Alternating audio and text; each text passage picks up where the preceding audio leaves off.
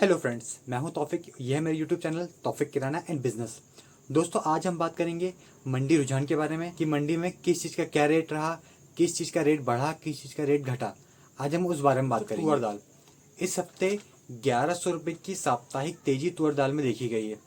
अगर हम तुअर दाल की मंडी भाव की बात करें, मंडी में तुअर दाल 13,900 से 14,000 रुपये प्रति क्विंटल के भाव से बिक रही है। मीडियम तुअर दाल वो 14,200 से 14,900 रुपये प्रति क्विंटल और बेस्ट तुअर दाल 15,200 से 15,300 रुपये प्रति क्विंटल के भाव से बिक रही है। बेस्ट तुअर दाल 16,200 से 16,300 रुपये प्रति क्विंटल। बेस्ट क्वालिटी की तुअर दाल की बात करें, ब्रांडेड तुअर दाल की, तो वो इस समय मंडी में बिक रही है 16,700 रुपये प्रति क्विंटल के भाव से मंडी में बिक रही है। महाराष्ट्र की तुअर दाल के बारे में बात करें, व्हाइट वाली, तो वो इस समय मंडी में 11,300 रुपये से लेकर 11,700 रुपये प्रति क्विंटल के भाव से बिक रही है। वाले तुअर दाल की बात करें तो 11,600 से लेके 11,900 रुपये प्रति क्विंटल के भाव से बिक रही है।